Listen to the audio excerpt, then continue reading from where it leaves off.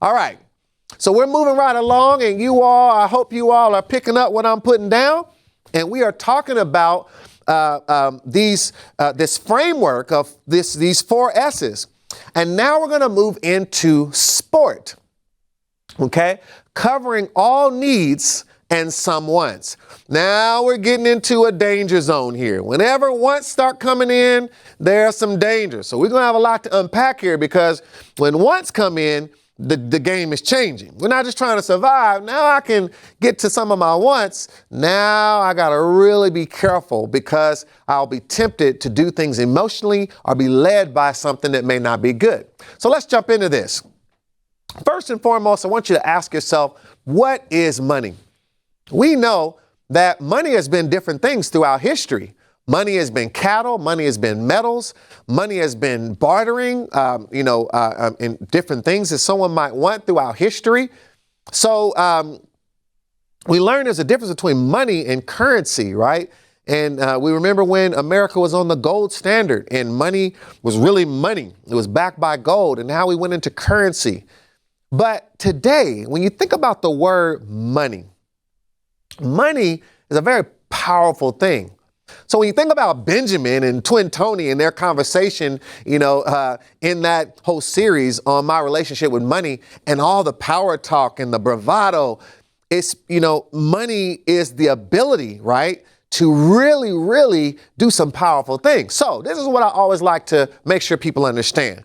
Money is the power to have what you want and to be more of who you already are. Now, that is an important point to understand, to have what you want. So the key is, what do you want? And then, it's gonna magnify who you already are.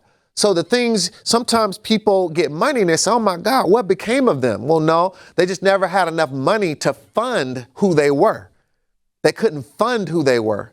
When they got the money, they were just able to show you who they were, right?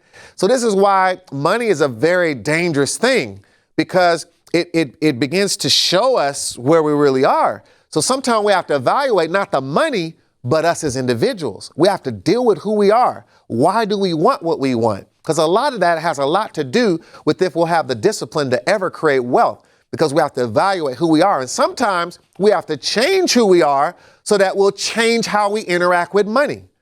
Don't change the money. We have to change us so we can change how we use money. Very important. So some people struggle with changing how money operates in their life because they're trying to change money instead of changing themselves. Very important. All right. So I want to show you this. When you think about desire and money, I love to talk about this. This is so important. When your desire weighs heavier than the amount of money you have, this is what causes a person to be unhappy in their life. It's why some people don't feel happy, don't feel complete. They feel like they're not where they need to be, and they're sad and disappointed. They feel unaccomplished and all of that. So again, but remember, the desire is something that is within us, right? What we think, what we feel, what we think. So that's something that we have to evaluate, right? Then when we look at when desire and money are equal, we're happy, right? Everything I desire, I can have it. I got the money for that desire. But what I want to invite you to do is explore both of these. Explore the money you have, but also explore the desire you have.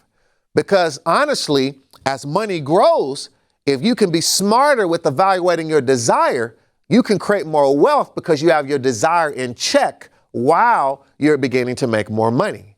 And so we'll learn about that. And this is why some people never get ahead, because more money to them just means more desire, right? Instead of more money, being able to harness that desire so that money can actually reach a greater and better things, and even having some ability to delay your gratification so that you can have more in the future. Very important. So the staggering question I often like to ask is, how much do you need to be happy? So you ever think about that? How much do I need to be happy every day, every month? Like the things I like to do every day. Some of you say, I got to go to Starbucks. I got to have coffee. I got to have this or that. What is that thing? What is your weekly thing, right? That makes you happy? What's that monthly rhythm you need? What does it make you? I mean, I'm down to snacks and where you like to go. I like to go for a drive, so I got to spend gas. If you looked at gas prices lately, there's an investment. And even if you like going for a drive, like you got to think about that stuff, right? What makes me happy? And what is it that I'm willing to invest in to keep that happiness? Very, very important questions we have to ask ourselves. How much do we need to be happy? And what, and making sure you have your line of definition of what's worth that investment for you. Very important. That's when you start to manage money, when you start to be very laser about what it is that makes you happy and what you're willing to sacrifice for that happiness.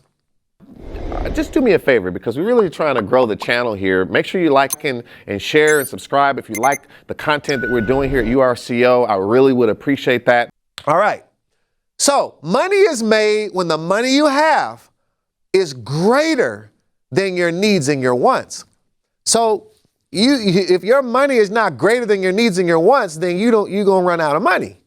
So we have to have enough money that can cover our needs and wants, and it has to be greater for us to actually make and keep anything. So if all of our money went to needs and if all of our money went to wants, there's nothing left.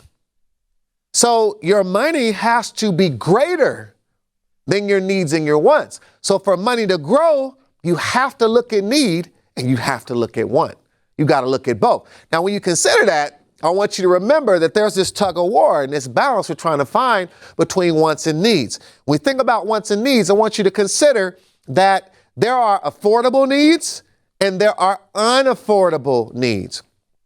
So I might need a vehicle, but I can decide what type of vehicle. I might need a cell phone. I can decide what type of cell phone. I do need some new furniture, but what type of furniture is best for me to get? All these different, I need clothing, but what type of clothing, right? So we always need to evaluate for us what is an affordable need and what is an unaffordable need. It's still a need. And this is the tricky one, because you say, well, this is a need, so don't judge me. This is a need, right? I need this. But there's still different price tags, even on needs. So we have to evaluate that. And these are things in this area of sport that we're in. We have to consider this stuff, because this is where we can lose ourselves when we start sporting and forget we need to think about the big picture. This is actually called a sport jacket. That's kind of powerful. That came to me. But anyway, so think about it. That's what it kind of comes from. So think about this. I want you to think about when we were kids, right? And when we were kids coming up, we were listening and our brain was trying to figure things out. We were watching the discussions around us. We were feeling the stress in our home or the happiness in our home. We were feeling different types of things. We felt real secure, or sometimes we didn't feel as secure. And I can really relate to this from different points in my life where, financial situations impacted my home environment. And you begin to shape these things in your mental sky of, the relationship between how you feel. This is where that kind of Farisa and Dowdy come in, where you start to think about, I've got to buy this because I'm afraid that I won't measure up to my peers, right? Or I doubt that I'll be respected if I don't have this like everybody else. This can come in from that angle as well.